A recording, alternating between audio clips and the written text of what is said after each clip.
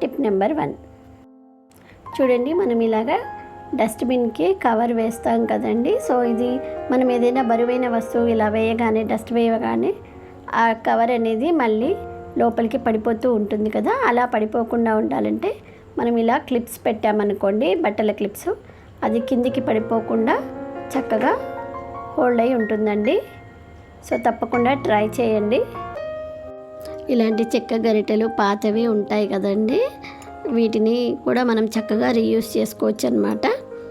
ముందుగా ఈ చెక్క గరిటెని తీసుకొని దీనిని చక్కగా పెయింట్ చేసుకుంటే బాగుంటుందండి. నేను ఇక్కడ పెయింట్ చేయలేదు. దీనికి ఇలాంటి హుక్స్ ఉంటాయి కదండి, వాల్ హుక్స్, వాటిని మనం చక్కగా అతికించుకొని మనం ఈ గోడకి ఇలా కనుక హ్యాంగ్ చేసుకున్నట్టయితే మనకి కీ చైన్ హోల్డర్గా, లేదంటే మాస్కులు ఇలాంటివి చక్కగా హ్యాంగ్ చేసుకోవచ్చు అన్నమాట.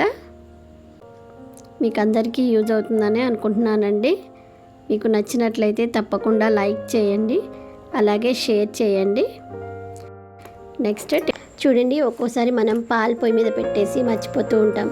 అవి ఎక్కువగా మరిగిపోయి మీగడ అనేది మొత్తం పట్టేస్తుంది కదండి గిన్నెకి.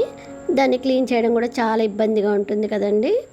సో మనం స్టీల్ స్క్రబ్బర్తో తోమినా కూడా అదంతా స్క్రబ్బర్కి పట్టేసి దాన్ని క్లీన్ చేయడం కూడా చాలా ఇబ్బందిగా ఉంటుంది. సో ఇలా మనం ఖాళీ ట్యాబ్లెట్స్ కవరు, దాంతో కనుక మనం ఇలా ముందుగానే ఆ జిడ్డు అంతా ఇలా స్క్రాచ్ చేసేసి ఆ తర్వాత మనం దానిని గిన్నెని క్లీన్ చేసామనుకోండి, చాలా సింపుల్గా ఈజీగా క్లీన్ అయిపోతుంది అన్నమాట.